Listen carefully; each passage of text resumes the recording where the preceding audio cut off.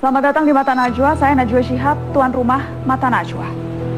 Warga negara Indonesia kembali disandera, kali ini pelakunya Abu Sayyaf dari Filipina. Kasus kesekian dalam sejarah Indonesia, dari pembajakan Woyla hingga penyanderaan di Somalia. Rakyat tak berdosa menjadi korban karena konflik panjang yang tak berkesudahan. Tidak cukup hanya sekedar mengutuk, sebab nasib 10 warga kini di ujung tanduk. Lalu bagaimana cara membebaskan sandera? Dengan cara apa agar tak terulang lagi kasus serupa? Inilah Mata Najwa. Bebaskan sandera.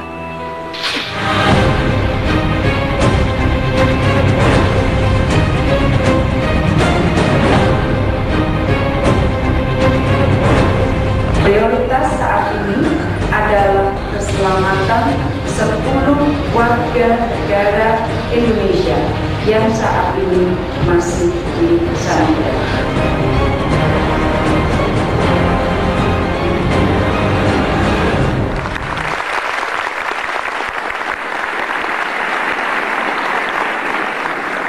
Pemirsa, sepekan lebih 10 warga negara Indonesia disandera oleh kelompok Abu Sayyaf di Filipina. Kelompok penculik menuntut tebusan belasan miliar rupiah untuk membebaskan para warga Indonesia ini. Menunggu dan menunggu, itulah yang kini dilakukan keluarga korban sandera.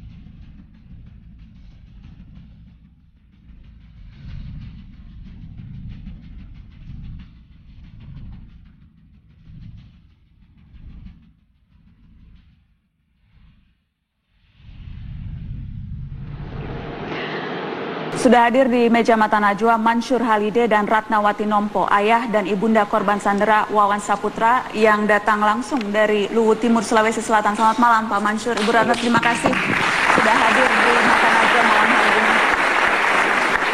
Saya tahu pasti rasanya berat luar biasa, karenanya saya menghargai Bapak dan Ibu mau datang jauh-jauh dari Luwu untuk bercerita ke kami di Mata Najwa. Pak Mansyur, kapan terakhir kali Bapak komunikasi dengan Wawan, Pak?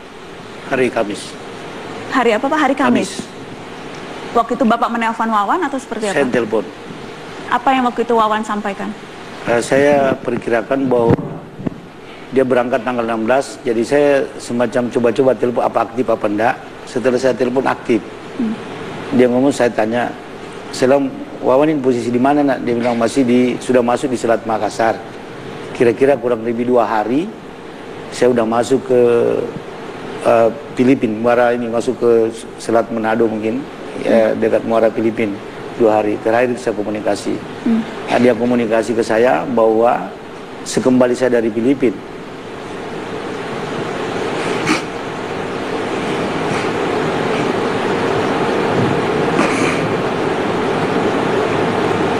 saya akan melanjutkan sekolah.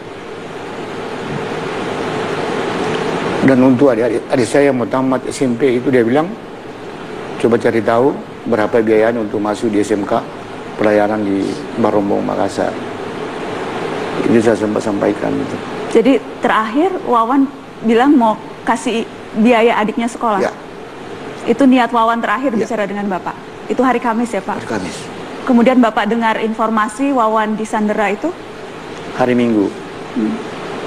Hari Minggu. Dari siapa Bapak dengar?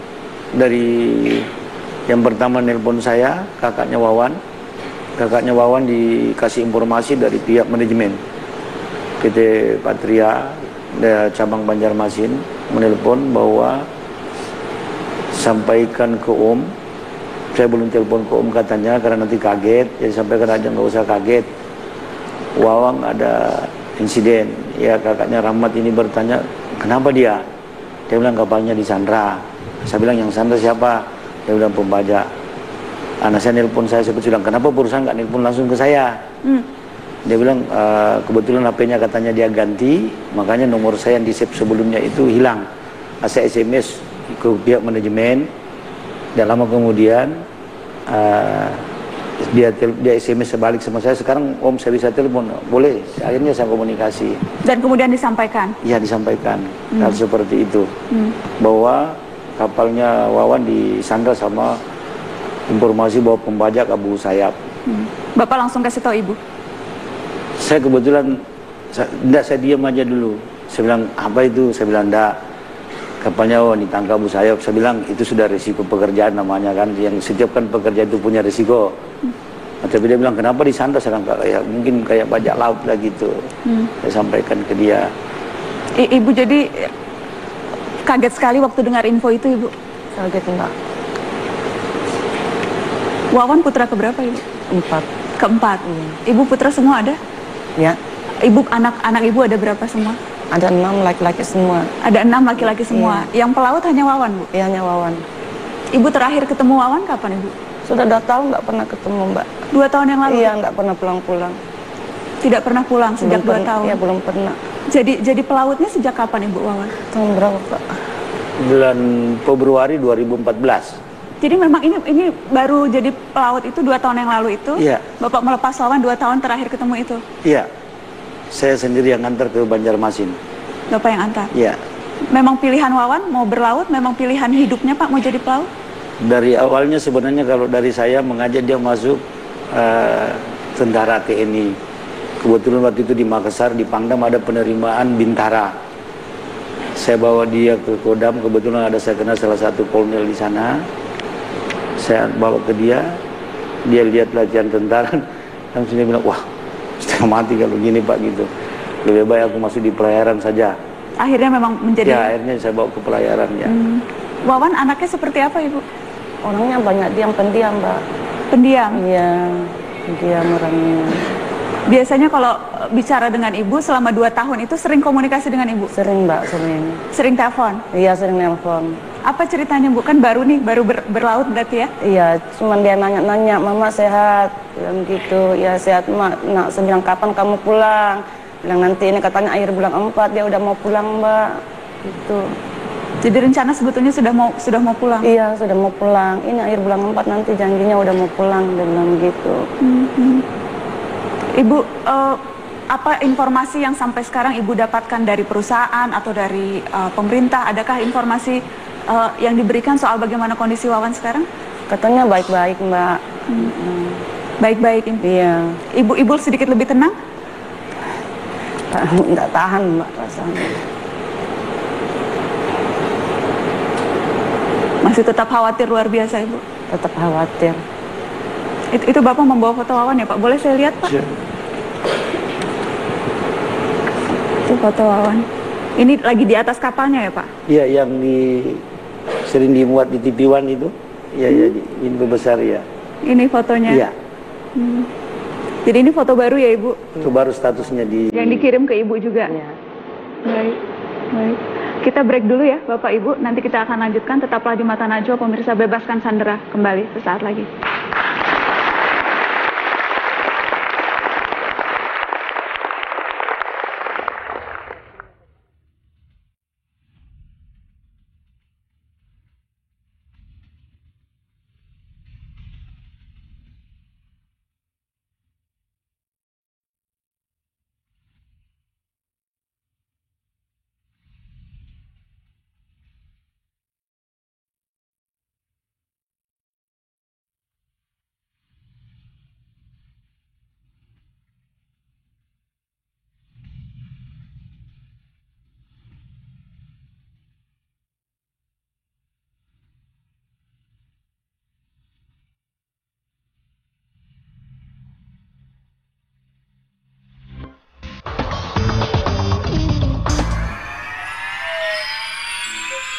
Dipersembahkan oleh Satu intinya adalah bahwa kami dari pemerintah semua secara terkoordinir bekerja terus bersama dengan pemerintah Filipina untuk upaya pembebasan 10 ABK tersebut. Sekali lagi, keselamatan ABK menjadi acuan utama dari semua opsi yang masih terbuka ini.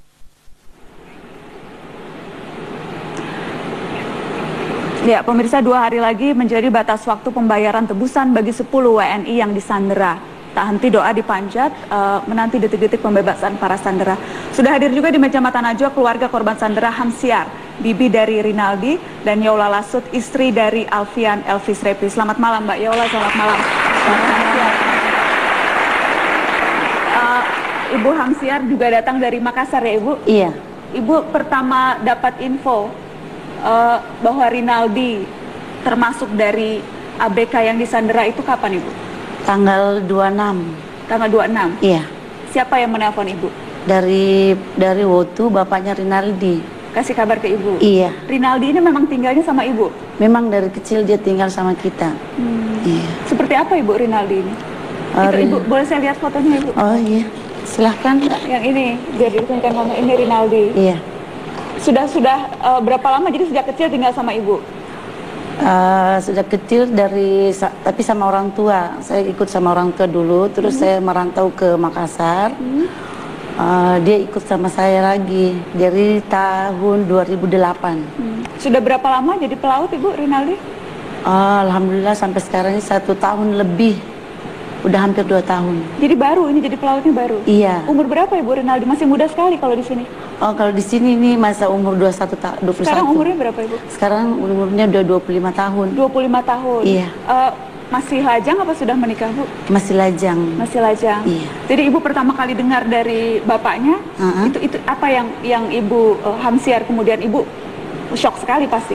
Iya, saya shock sekali karena bapaknya bilang kemanakannya lagi disandra sama anggota Abu Sayyaf. Jadi saya bilang, terus kabar dari mana? Dia bilang, saya ditelepon dari temannya Rinaldi. Saya bilang, jadi kita cuman melihat media lagi Mbak, mengikuti media. Ternyata kita masih cek-cek dulu apa benar Rinaldi yang dia bilang bahwa dia disandra. Jadi saya cek, ternyata memang betul. Satu hari kemudian dia ada ditayang di salah satu media. Kebetulan namanya terpampang di situ di nomor 9. Memang betul dia yang baru ketika itu baru kemudian Ibu percaya memang Rinaldi. Iya. Rinaldi ini saya dengar Ibu tadi sempat cerita, saya juga ingin bagi ke pemirsa, memang menjadi tulang punggung keluarga Ibu. Iya, memang dia jadi tulang punggung keluarga karena kebetulan dia kan punya adik 2 orang, tapi yang satu sudah menikah. Terus yang satu lagi sementara kuliah, tinggal tinggal 1 tahun lagi. Jadi makanya saya sayang sekali karena kebetulan ini Rinaldi langsung dibajak sama Abu Sayyaf, anggota Abu Sayyaf. Makanya kita kaget karena ini kebetulan kan dia masih ada kuliahnya lagi ke depannya. Iya. Dan dia yang selalu kirim uang untuk biaya sekolah? Iya. Oke. Saya mau ke Mbak Yola. Kalau Mbak Yola dengar suami waktu itu jadi korban, dari siapa Mbak? Hari Sabtu, hari Minggu. Dia telepon langsung. Kayaknya dari perusahaannya dia cari nomor telepon saya. Tapi mungkin belum ketemu, pas dapatnya hari Senin. Hari Senin dari perusahaan telepon katanya, Ibu udah tahu kabar, katanya gitu. Iya, kenapa? Iya, ini kapalnya Bapak Alfian, suami Ibu lagi dibajak katanya. Jadi mohon tenang ya Bu, katanya. Untuk sementara dari pembajak lagi minta tebusan katanya. Jadi Ibu tenang aja katanya, mohon doanya gitu katanya. Terus kata saya, iya pasti saya juga berdoa. Kita semua di sini juga berdoa buat pemerintah, buat perusahaan terutama ya, yang sama yang pembajak juga, terutama kita doakan walau bagaimanapun mereka juga ciptaan Tuhan. Jadi Mbak Yola bahkan mendoakan pembajaknya juga? Iya, pasti. Bukan saya doang, tapi semua keluarga, tim-tim doa juga datang ke rumah. Mendoakan Sering. agar dibukakan pintu Iya. hatinya begitu, supaya bisa dibebaskan suami Iya. Mbak Yola. Suami Mbak Yola tapi sempat menelpon Mbak Yola, saya dengar? Hari Minggu. Hari Minggu, pada Iya. saat sudah dalam kondisi Dibajak. dalam penyanderaan itu Iya. menelpon? Iya. Bilang Tapi apa, nomornya Mbak? tidak dikenal. Katanya, Mah, ini kapalnya lagi dibajak. Jangan panik dulu katanya.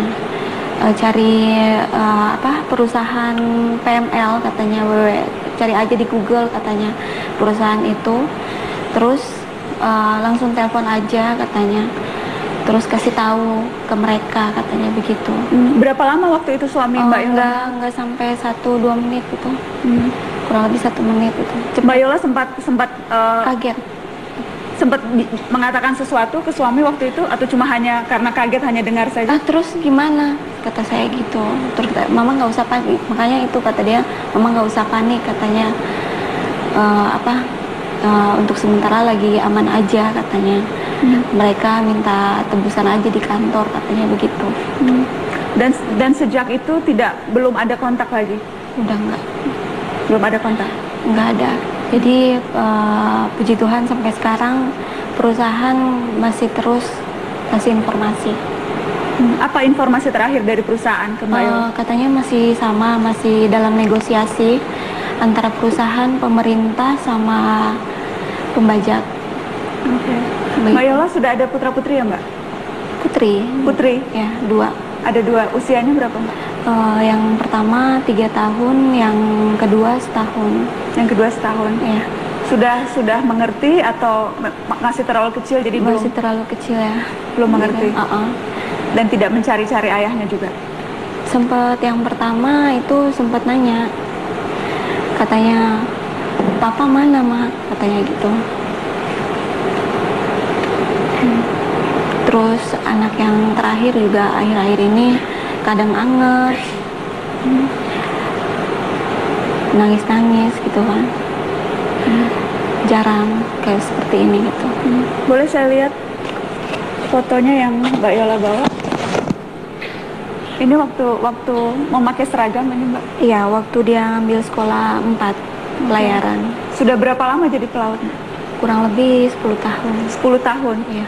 Menikah dengan Mbak Yola sudah berapa lama? Baru 4 tahun. 4 tahun. 4 tahun. Jadi memang ketika menikah, sudah menikah dengan pelaut. Iya.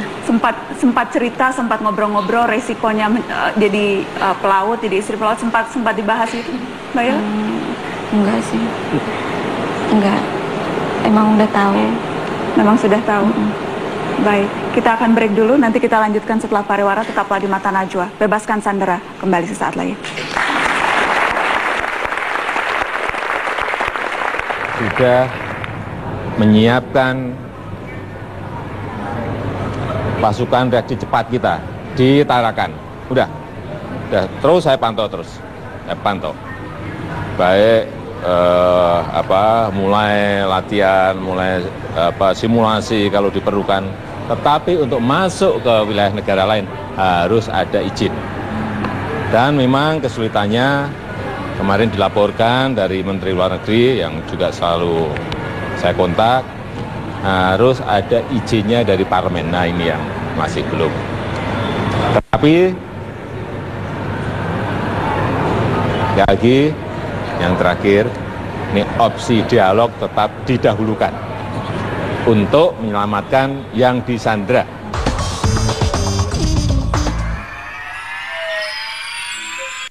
Dipersembahkan oleh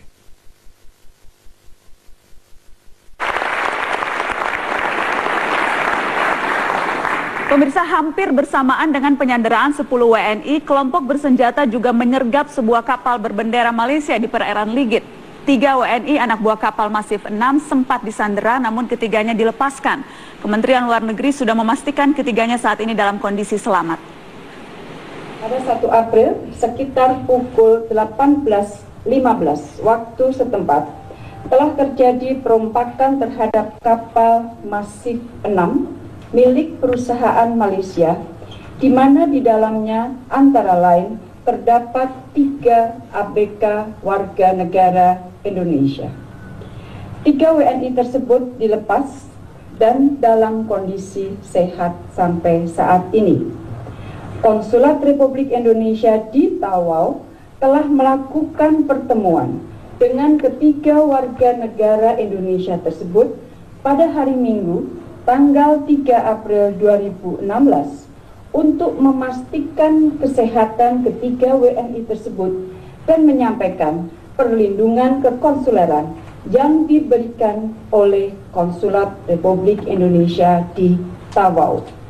Ya, pemirsa, 3 WNI anak buah kapal Masif 6, Harwandi, kemudian Petrus Karel dan Ismail Ibrahim, saat ini ketiganya masih diperiksa otoritas Malaysia. Dan berikut adalah kesaksian mereka eksklusif untuk Mata Najwa, bagaimana detik-detik lolos dari penyanderaan.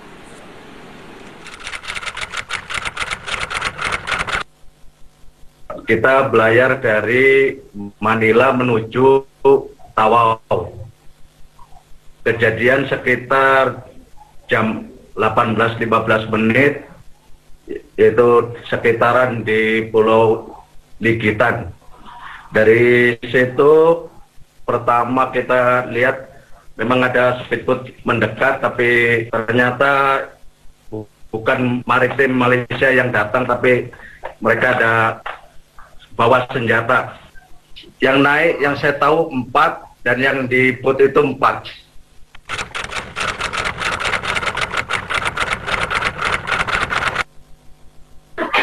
Yang jelas kita punya kru pertama memang panik, dan saya pun memang ada sempat membunyikan alarm karena dia laras panjang itulah, tiada pembicaraan, cuma pakai isyarat dengan senjata itu aja.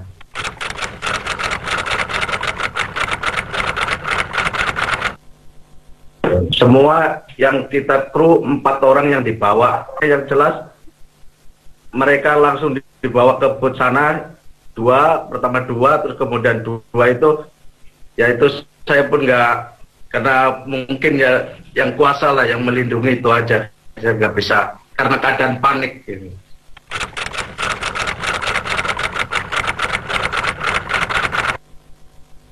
Ya jelas, tapi kita nggak terlalu perhatiin. Ya ada yang hitam, tapi ada juga yang warna lain, cuma kan gelap kebanyakan. Ada yang pakai sorban. Ikat kepala satu aja, dia yang kira banyak pakai isyarat senjatanya.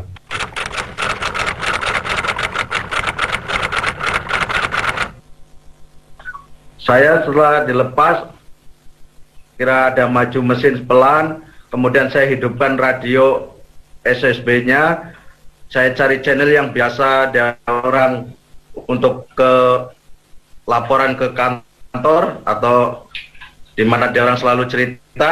Saya cari kapal yang selalu cerita di sana untuk memberitahukan ke kantor keadaan saya, apa yang telah terjadi. Ya, pemirsa, itu tadi kesaksian dari 3 ABK kapal Masif 6 yang saat ini berada di Tawau, Malaysia. Mereka masih di sana karena memang diperlukan keterangan dari polisi di Raja Malaysia, karena masih ada 4 warga negara Malaysia yang ditahan oleh kelompok bersenjata. Kejadiannya baru-baru saja, selang dari 5 hari. Dan saya ingin bertanya ke Guru Besar Hukum Internasional Fakultas Hukum Universitas Indonesia, Mas Hikmahanto Juwana, yang sudah hadir. Terima kasih sudah hadir, Mas Gihik. Apa analisa Anda atas yang tadi kita saksikan bersama? Mereka selang 5 hari yang lalu, tapi kemudian dibebaskan warga negara Indonesia. Sementara sanak saudara anak Pak Mansur, Ibu Ratna, kemudian suami Mbak Yola, keponakan Ibu Hamsiat, mereka masih disandera sampai saat ini, Mas Gihik. Kalau saya lihat mungkin ini kaitannya dengan warga negara yang mau mereka sandera, karena ini kaitannya dengan kapal berbendera apa. Jadi mungkin mereka tahu bahwa yang untuk kedua, bahwa pertama sudah dilakukan pembajakan terhadap warga negara Indonesia. Dan sekarang mereka fokus kepada warga negara lain. Nah, mereka mungkin melihat bahwa ada kapal berbendera Malaysia, dan kemudian kapal itu dibajak. Lalu mungkin dari situ mereka tahu bahwa ada warga negara Malaysia yang mungkin mereka inginkan, tetapi ada warga negara lain. Nah, warga negara lain ini yang kemudian dilepaskan. Itu kemungkinan yang pertama. Kemungkinan yang kedua adalah mereka juga tahu dan mereka ingin mengirim pesan kepada perusahaannya, kepada pemerintah Malaysia bahwa ada warga negara mereka yang disandera. Oleh karena itu awak kapal, termasuk kapten kapal itu diperbolehkan jalan menuju ke tempat yang mereka ditemui oleh otoritas Malaysia. Nah, yang ketiga adalah mungkin juga mereka ingin berkonsentrasi. Karena kalau yang pertama konsentrasi ke pemerintah Indonesia, perusahaan di Indonesia, yang kedua mereka ingin berkonsentrasi kepada pemerintah Malaysia dan perusahaan Malaysia. Itu kemungkinan yang bisa saya pikirkan. Kita berbicara fokus sekarang terhadap 10 warga negara kita yang masih disandera. Opsi-opsi apa saja sesungguhnya yang dimiliki? Apakah opsinya terbatas hanya membayarkan tebusan, diminta 15 miliar untuk 10 orang, atau memang fokus operasi militer, operasi pembebasan, atau adakah opsi-opsi yang lain? Oke, untuk menjawab itu ada 3 prinsip yang perlu diperhatikan. Pertama adalah sebagaimana pemerintah selalu katakan, keselamatan dari ABK itu menjadi prioritas pertama. Hal yang kedua adalah bagaimana menghadapi kompleksitas dari permasalahan yang dihadapi. Karena apa yang dialami sekarang di Filipina itu mungkin berbeda dengan di Somalia. Karena di Somalia tidak ada pemerintahan yang efektif. Lain lagi dengan kasus Woyla, karena di sana ketika itu pemerintah Thailand tidak punya aturan yang melarang pemerintahnya untuk menyediakan fasilitas operasi dari militer negara lain. Nah, sementara untuk Filipina, karena mereka baru selesai perjanjian dengan Amerika Serikat, mereka tidak mau ada kekuatan luar militer yang ada di situ. Jadi kompleksitas itu harus diperhatikan. Dan terakhir, prinsip yang terakhir adalah bagaimana kejadian seperti ini tidak terulang lagi sehingga jalur di sini menjadi jalur yang berbahaya. Nah, oleh karena itu pemerintah menurut saya punya opsi paling tidak 2 yang besar, yaitu pertama penyelesaian melalui dialog secara kultural, memahami tindak tanduk dari para pembajak ini, lalu kemudian mereka bisa melakukan pendekatan-pendekatan. Saya tidak menganjurkan dalam tahap sekarang ini dilakukan operasi militer, karena di samping kita tidak atau mendapatkan izin dari pemerintah Filipina, juga operasi militer ini bisa tanda kutip mengancam tidak hanya 10 sandera sekarang, tetapi bisa juga kapal-kapal Indonesia yang akan melalui jalur di sini. Baik, Mas Gihik dan juga pemirsa, saya ingin kita untuk menuju ke Filipina. Di sana ada reporter Metro TV Desi Fitriani yang berada saat ini tepatnya di Zamboanga, Filipina Selatan, yang terus memantau bagaimana upaya pembebasan 10 sandera kita di sana. Desi, informasi apa saja yang bisa Anda kumpulkan kalau kita bicara spesifik kelompok bersenjata yang diduga menyandera ini? Ya, memang Najwa, memang dari pertama kita mengetahui bahwa ke-10 warga negara Indonesia, 20 orang dari awak kapal Takbut Brahma 12 ditangkap di kawasan Tawi-Tawi ataupun di bawah Kepulauan Laguyan itu oleh ke-3 speedboat dengan 15 orang menggunakan senjata lengkap. Artinya mereka adalah kelompok bersenjata ataupun perompakan. Dan kita baru mengetahui bahwa itu adalah kelompok bersenjata Abu Sayyaf pada tanggal 27 ketika salah seorang mereka menghubungi perusahaan tempat bekerja di kapal Brahma 12. Mereka meminta uang tebusan sebesar 50 juta peso atau sekitar 14,3 miliar. Tapi dari berbagai informasi yang kami ketahui bahwa mereka memang disandera oleh kelompok Abu Sayyaf di bawah pimpinan ataupun di bawah kelompok Al-Hasbi Miaba dan juga Udon Hasim. Artinya ada kedua kelompok tetapi di bawah bendera Abu Sayyaf. Dan kami juga mengetahui bahwa mereka dari laut itu kemudian dibawa ke kawasan Pulau Sulu, tetapi mereka dipindahkan lagi kepada kelompok lainnya. Artinya ada 2 kelompok kecil lainnya yang membawa 10 warga negara Indonesia. Kita tidak tahu sampai sejauh ini informasinya apakah mereka dibawa bersama-sama dengan 2 orang tersebut, yaitu Sahirul Sahibat dan juga Taib Lukman, ataukah mereka dipisah. Tetapi dari situ baru mereka melintasi jalur darat. Begitu, Najwa? Oke, apa informasi yang Anda kumpulkan kalau kita bicara upaya yang saat ini sedang atau sudah dilakukan oleh pemerintah Filipina?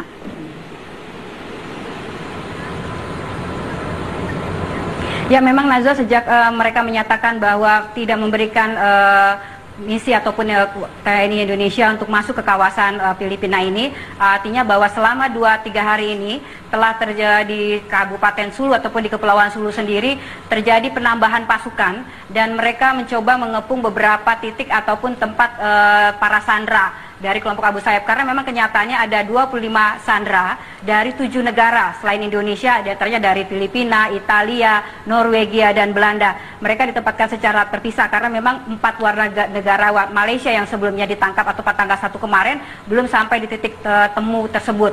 Dan memang berbagai upaya dilakukan juga, seperti tadi malam juga diadukan pergantian dari pimpinan di aparat TNI di Kepulauan Sulu yang biasanya dipegang oleh Brigjen, kali ini dipegang oleh Majen, artinya ada pergantian di tingkat setingkat Danrem.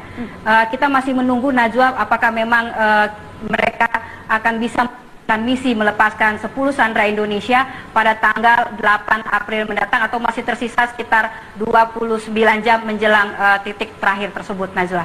Desi Fitriani melaporkan langsung dari Filipina Selatan. Baik, saya ingin ke keluarga lagi, Pak Mansur. Tadi kita mendengarkan, Bapak mendengarkan yang sudah dibebaskan, ada laporan dari reporter kami di Filipina. Apa yang ingin Bapak sampaikan ke pemerintah sekarang atau ke perusahaan? Apa yang Bapak rasakan dan ingin Bapak sampaikan? Ya, yang kami ingin, pertama-tama kami minta kepada pemerintah agar yang pertama dilakukan adalah penyelamatan sandera. Itu yang kami inginkan dari keluarga kami, dan upaya dari pihak manajemen juga. Dan saya juga cukup berterima kasih kepada pihak manajemen yang selama ini kooperatif menghubungi kami. Kondisi sampai hari ini termasuk dari Kementerian Luar Negeri cukup, jadi itu kami harapkan ke pemerintah supaya upaya yang dilakukan dulu negosiasi sebagaimana yang disampaikan tadi Bapak pengamat, agar prioritaskan dulu keselamatan sandera. Itu yang nomor 1. Itu yang nomor 1. Nomor 1 itu ya, Ibu, keselamatan Wawan, supaya Wawan bisa pulang. Iya. Itu yang Ibu inginkan. Itu yang saya inginkan.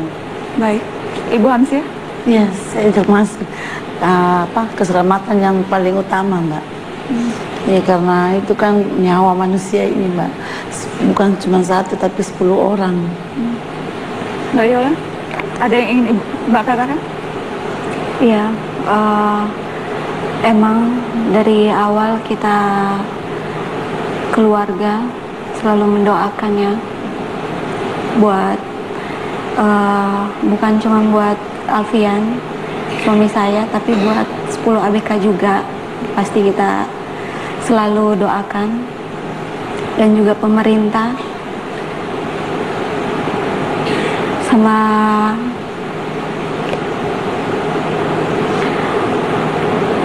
para pembajak juga kita selalu doakan. Baik, mudah-mudahan dapat titik temunya ya, bisa memberikan yang terbaik lah. Tanggal 28 April ini ulang tahun perkawinan Mbak? Iya. Mudah-mudahan 28 April insya Allah kita doakan. Amin. Dirayakan bersama di sini. Pasti. Terima kasih banyak sudah hadir Ibu. Terima kasih banyak sudah hadir. Dan pemirsa, tetaplah di Mata Najwa. Bebaskan sandera. Kembali sesaat lagi.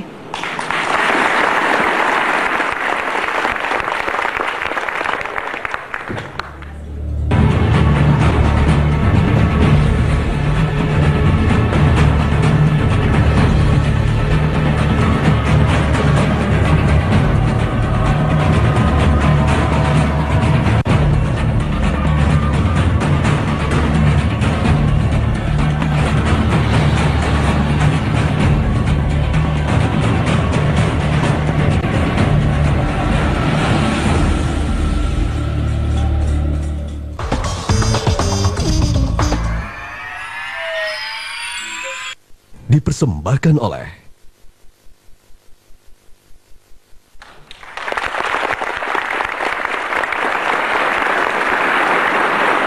Pemirsa, mari kembali ke peristiwa pembajakan kapal di perairan Somalia pada 2011 lalu.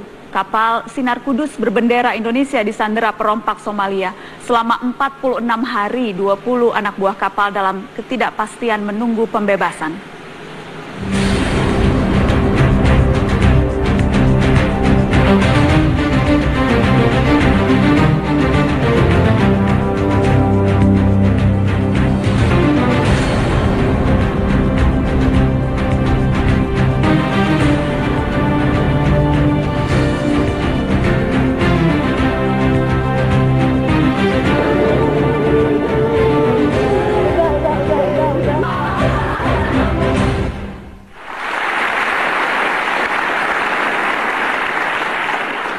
Sudah hadir di meja Mata Najwa Jeki Sarwo Laksono, salah seorang anak buah kapal Sinar Kudus korban sandera Somalia. Terima kasih Mas Jeki sudah mau hadir di Mata Najwa malam hari ini. Mas Jeki, saya ingin meminta Anda bercerita ke kami yang terjadi pada Mas Jeki dan 19 teman Mas Jeki yang lain. Bulan April pada waktu itu kejadiannya? Ya, 5 tahun yang lalu? Ya, bulan April. Bulan April. Ya. Kronologis ketika Mas Jeki pertama sadar kapal dibajak, seperti apa? Itu pada saat itu kita melewati ada kapal seperti takbut itu, kita melintang. Nggak taunya kapal itu kapal pembajak. Nah, mereka naik speedboat ngejar kapal kita. Sebelum mendekat, mereka nembak ke kapal itu 2 kali. Bisa nembak 2 kali, kita sedang kerja di luar, pada lari semua ke akomodasi. Mas Jeki posisi waktu itu ada memang di posisinya di kapal waktu itu di mana? Saya lagi di luar juga. Oke. Lagi buat kawat duri. Jadi posisi itu kita lagi di luar semua, lagi ngelas buat kawat duri, buat melindungi kapal keliling itu kawat duri. Tapi itu sebelum terlaksana sudah kebajak duluan. Mereka naik menggunakan tangga. Berapa orang itu, Mas? Pada saat pertama kali mereka naik itu 4. Setelah itu mereka naik ke anjungan. Pemimpinnya minta stop mesin. Nah, habis itu yang kapal takbut ini mendekat, naik 11 orang. Dan jadi total ada berapa perompak yang ada di atas kapal waktu itu? Pada saat pertama kali pembajakan itu ada 15. Tapi setelah mereka naik, kita dibawa ke Somalia, dekat di Pulau Eil. Sebelum sampai sana, jadi ketika naik semuanya langsung Mas Jeki dan teman-teman langsung sudah sadar situasinya, wah ini dibajak kapal. Iya, sudah sadar dibajak, dan mulai situ kita udah mulai nggak tahu mau gimana lagi. Pokoknya yang penting kita ikutin apa kemauan mereka, karena mereka tuh kemana-mana selalu bawa senjata terus. Bawa RPG, semua selalu bawa senjata. Ada yang dilukai, Mas? Sempat kasar perlakuannya? Kalau dilukai enggak, kalau kasar iya. Tapi ya begitu, kasar seperti itu. Seperti apa, Mas? Saya gimana ya? Jadi mereka tuh minta minuman alkohol, sedangkan di kapal nggak ada minuman itu. Lalu mereka saya nggak mau tahu, saya mau minum ini, mau minum bir, whisky. Dia bilang, no beer, no whiskey, I shoot you, dia bilang gitu. Sambil menodongkan senjatanya itu ke arah saya.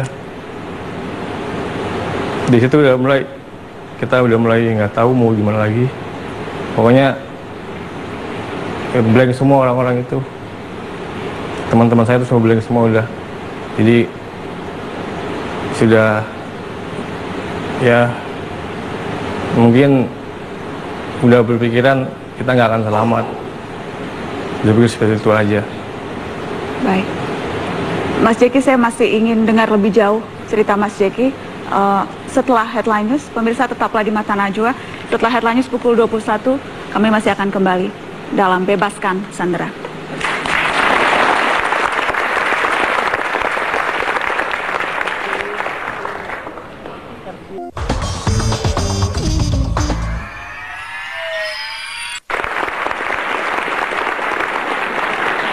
Terima kasih Anda terus di Mata Najwa. Saya masih bersama dengan Jeki Sarwolaksono, salah satu anak buah kapal Sinar Kudus, korban sandera Somalia pada 2011 lalu. Tadi kita terputus sebelum headline news. Mas Jeki bercerita tentang apa yang Mas Jeki alami ketika pertama perompak Somalia itu naik ke atas kapal Mas Jeki dan teman-teman. Ketika kemudian akhirnya naik ke atas kapal membawa senjata, saya juga mendengar mereka sempat merampok, mengambil semua harta benda Mas Jeki dan teman-teman ketika itu. Iya. Semuanya habis? Semua habis. Semua habis. Dari barang yang kecil sampai yang besar habis semua.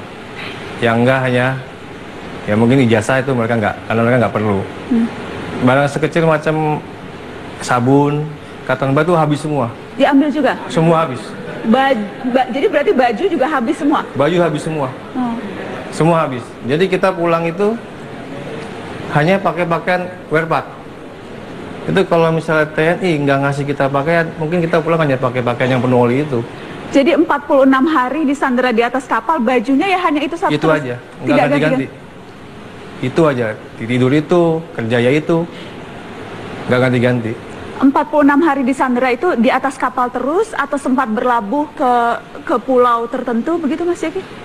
Itu kita di atas kapal terus, tapi sama dia kadang kita tuh ke seperti penampungan kapal-kapal yang udah dirampok itu, tapi tetap di laut, nggak dibawa ke darat. Jadi tidak pernah sekalipun turun ke darat? Tidak pernah. Di atas kapal terus? Di atas kapal terus. Apa aktivitas Mas Jeki dan teman-teman waktu itu?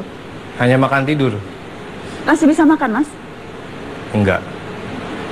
Makan hanya sekali-sekali. Sekali-sekali? Sehari sekali. Sehari sekali. Yang dimakan apa? Apa yang ada.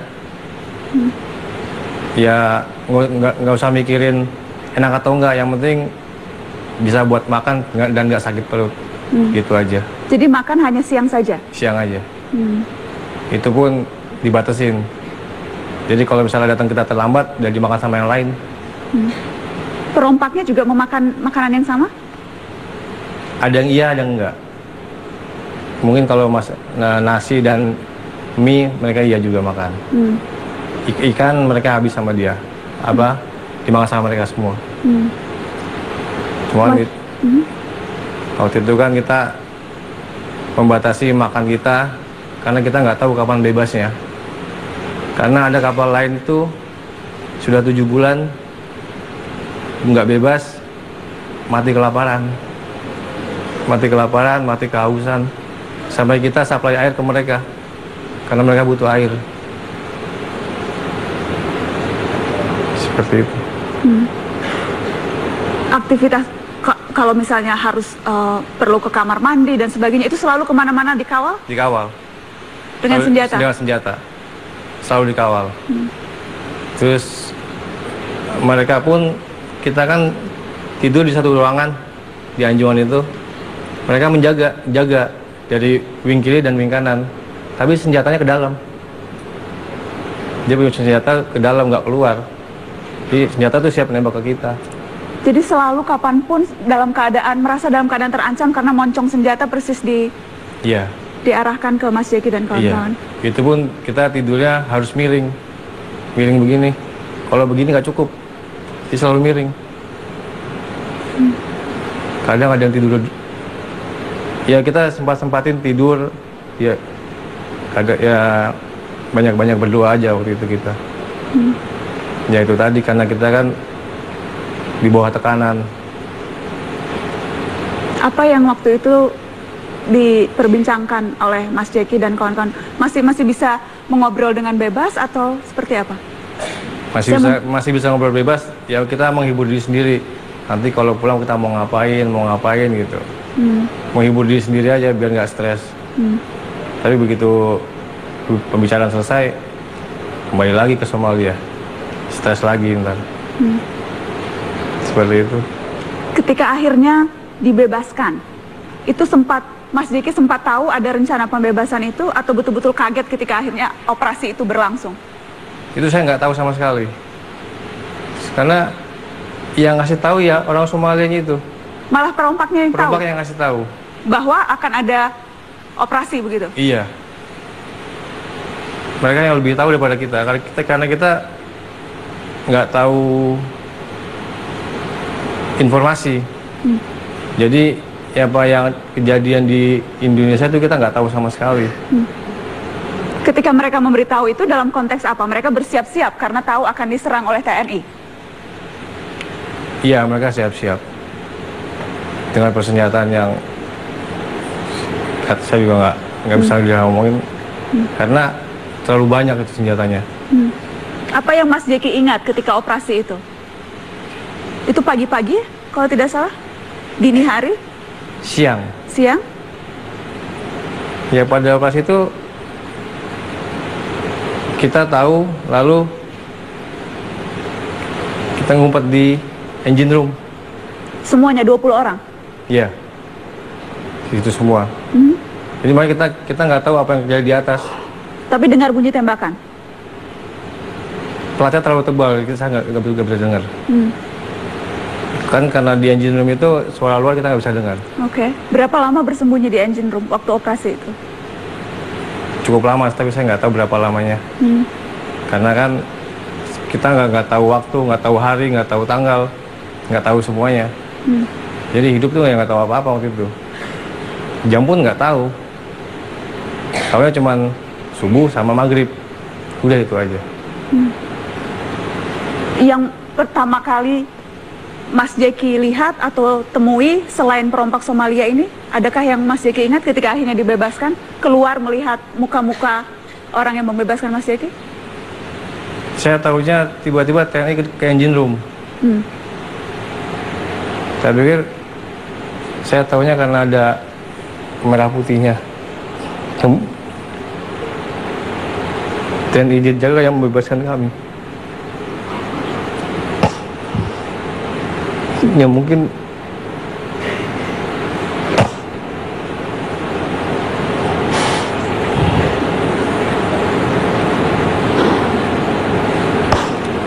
saya sangat terima kasih sama TNI Indonesia dan jaga yang sudah membebaskan saya. Yang pertama kemudian Mas Jeki lihat bendera merah putih waktu itu? Iya. Boleh kita kasih tepuk tangan untuk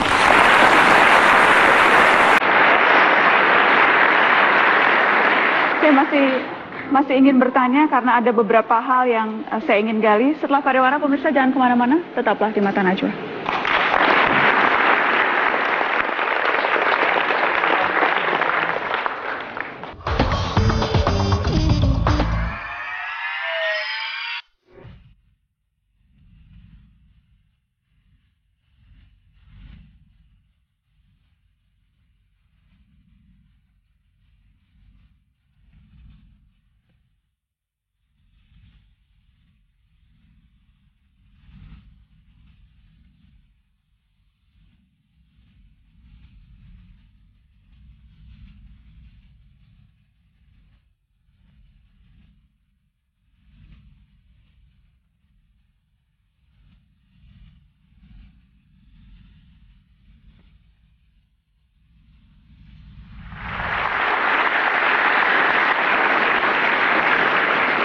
Ya, pemirsa, yang tadi baru saja kita saksikan bersama adalah situasi 11 tahun yang lalu, tepatnya pada 2005, ketika pemerintah berhadapan dengan kelompok Abu Sayyaf dalam pembebasan 3 WNI yang juga disandera.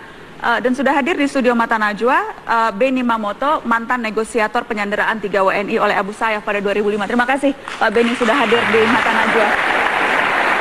Tadi cerita Mas Jeki, saya sekarang ingin ke Pak Benny. Yang Anda alami waktu itu, Anda negosiator, jadi Anda yang negosiasi, Anda yang berdialog, Anda yang tawar-menawar dengan kelompok Abu Sayyaf ini. Ya, jadi setelah militer Filipina melakukan operasi, berhasil diselamatkan 2 sandera kru kapal, kemudian itu setelah 3 bulan dari penyanderaan. Kemudian yang terjadi adalah 2 agen dari militer Filipina dibunuh. Pemerintah Filipina menjanjikan 1 minggu lagi akan ada operasi militer untuk membebaskan yang Resmiadi. Ternyata setelah kita karena tunggu, ada 3 sandera waktu itu, 2 sudah dibebaskan lebih dulu, kaptennya tapi belum. Belum. Ternyata setelah kita tunggu 1 minggu, 2 minggu, 1 bulan tidak ada berita. Sementara teror kepada keluarga korban berjalan terus. Nah, disitulah mulai karena sang istri menyerahkan nomor handphone saya ke para penyandra, mulailah kami memerankan diri sebagai negosiator selama 3 bulan sampai dengan Sandra berhasil dibebaskan. 3 bulan? Iya. Hampir setiap malam itu selama 3 bulan itu Anda jadi kontak-kontak dengan sang penyandra ini, sang penculik ini? Jadi kami mengambil alih teror yang harusnya dialamatkan ke entah itu ke KBRI, KJRI, perusahaan, keluarga korban, kita ambil alih satu pintu, negosiasi itu dilakukan. Apa yang Anda bicarakan dalam dialog-dialog itu? Hampir tiap malam Anda teleponan dengan penyandera ini? Iya, jadi dengan negosiasi satu pintu, maka kitalah yang bisa mengarahkan mereka. Kalau negosiasi banyak pintu, kita akan dipermainkan oleh mereka. Itulah sambil kita pelajari. Di samping nego sedang berjalan, kita tentunya juga menggerakkan operasi lapangan serta-merta. Jadi apa yang kita bicarakan? Apa Pak yang dibicarakan? Berbagai hal, jadi berbagai isu kita angkat, kita olah untuk mempengaruhi mereka. Misalnya, ini mereka bicaranya uang terus nih di awal-awal, minta uang. Minta uang berapa cerita, waktu itu Pak? Waktu itu mereka menuntut 7 juta ringgit. 7 juta? Bukan, 7 miliar. Atau 3 juta ringgit lah. Oke. Iya, jadi isu-isu yang kita angkat dari hari ke hari berbeda. Bagaimana isu kemanusiaan, bagaimana kondisi keluarga korban dan sebagainya, siapa keluarga korban dan sebagainya, kemudian isu agama dan sebagainya. Itulah yang kita olah dari hari ke hari. Waktu itu memang spesifik kelompok Abu Sayyaf ini? Iya, karena setelah 2 sandera dibebaskan, kami dapat begitu banyak informasi dari 2 sandera ini. Bagaimana mereka, kemudian pembicaraan yang terjadi di antara mereka, siapa saja mereka, pergerakan mereka dan sebagainya, termasuk ya budaya yang berlaku di mereka. Itulah yang kemudian kami gunakan untuk terus dari hari ke hari kita dialog, sehingga mereka yang harus dengar kita, bukan kita dengar mereka. Jadi total berapa lama akhirnya Pak kemudian berhasil? 30 Maret diculik, disandra, 12 Juni 2 berhasil dibebaskan, 9 September. 9 September? Iya. Dan sang kapten kapal akhirnya bebas tanpa terjadi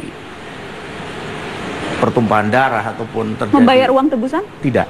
Tidak? Kita tidak menuruti keinginan mereka. Jadi akhirnya dibebaskan begitu saja? Iya.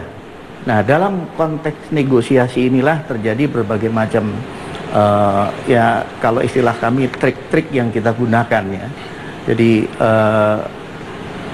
ketika mereka membicarakan satu isu, maka kita harus counter dengan isu yang lain. Sehingga kita bisa patahkan argumentasi dia. Mereka terdiri dari beberapa kelompok, meskipun itu satu faksi, tapi ada beberapa kelompok, di mana kelompok ini saling bekerja sama. Maka Sandra berada di beberapa tangan. Pak Beni, Anda amati apakah modus yang sama masih terjadi kalau kita bicara konteksnya penyanderaan saat ini yang juga dilakukan oleh kelompok Abu Sayyaf? Iya, kalau saya lihat motifnya sama, uang. Dan ini kalau lihat baru kejadian, belum lama kemudian kejadian lagi, dugaan kami mereka sangat membutuhkan uang. Berturut-turut kejadiannya dalam rentang waktu yang relatif pendek. Baik, kita akan break. Setelah ini saya akan putarkan testimoni salah 3 orang WNA yang saat ini juga dalam sandera kelompok Abu Sayyaf. Setelah pariwara, tetaplah di Mata Najwa.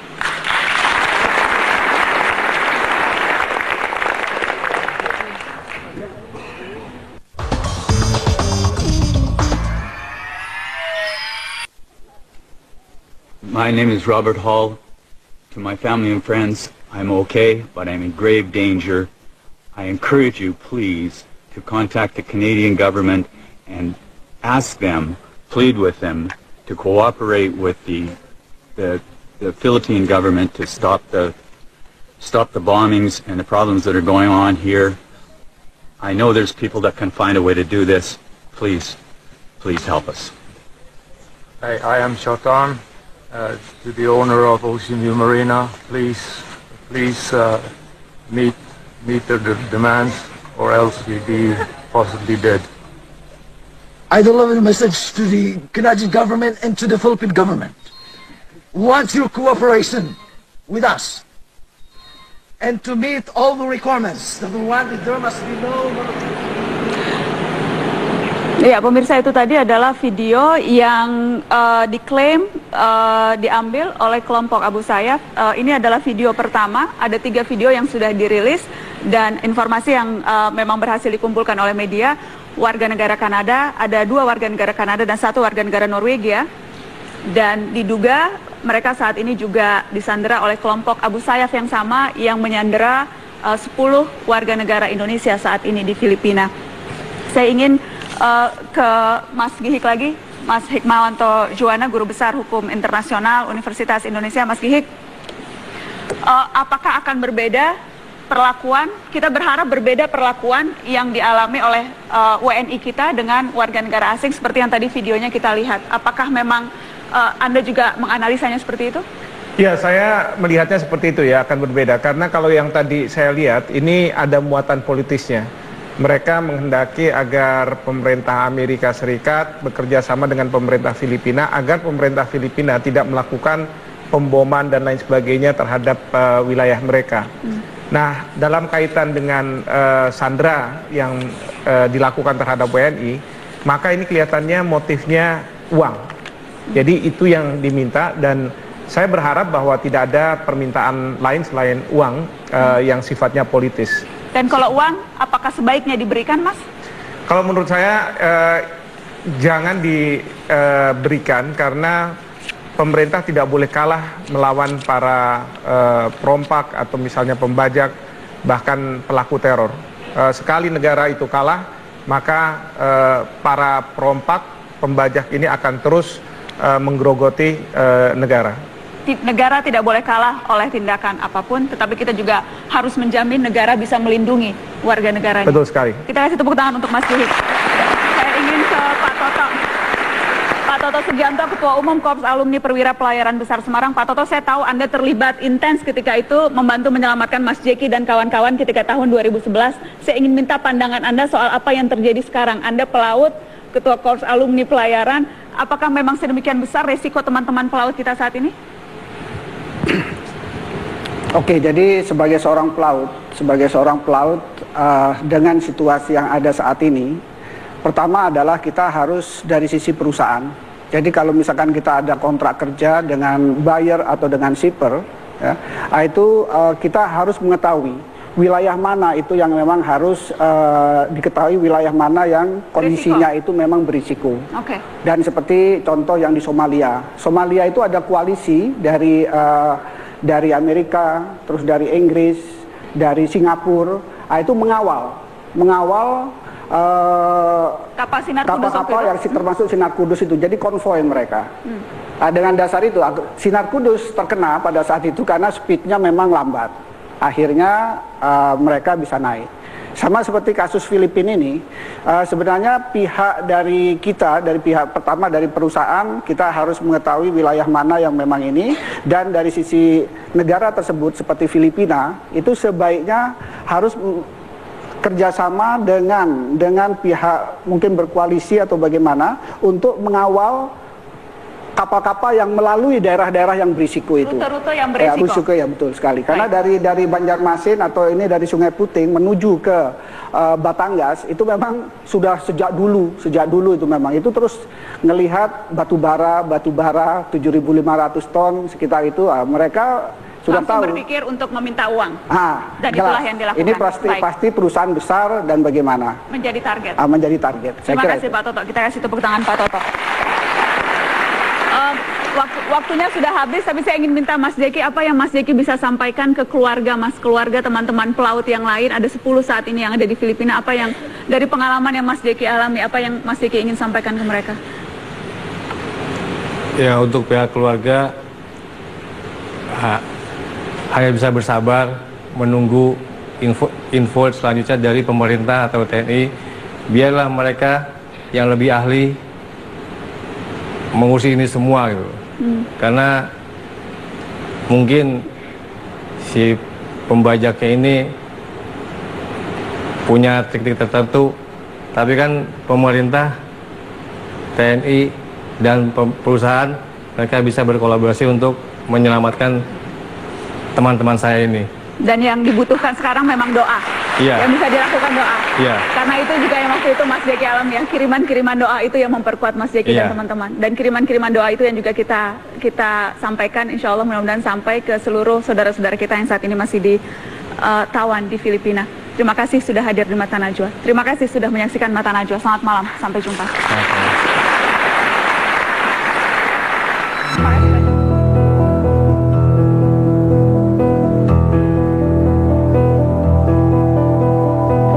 Menyandera rakyat ialah kejahatan kemanusiaan. Rakyat yang tak berdosa tak boleh dikorbankan. Semua bangsa mengutuk penyanderaan warga sipil sebab setiap manusia tak pantas dijadikan kail. Menyerah kepada tuntutan jelas bukan pilihan. Negara tak boleh takluk oleh ancaman kekerasan. Keselamatan sandera jelas perkara genting, namun menegakkan kedaulatan tidak kalah penting. Sekali tuntutan para penyandera dituruti, aksi-aksi berikutnya akan muncul tanpa henti. Ini saatnya negara tampil dengan kuat. Sudah tugas negara melindungi segenap rakyat. Segala potensi dan kemampuan harus dikerahkan. Setiap nyawa rakyat Indonesia tak bisa dirupiahkan. Harapan kita letakkan pada operasi pembebasan. Doa kita panjatkan untuk para korban penyanderaan. Semoga tak ada yang terluka. Kita tak mau lagi berduka.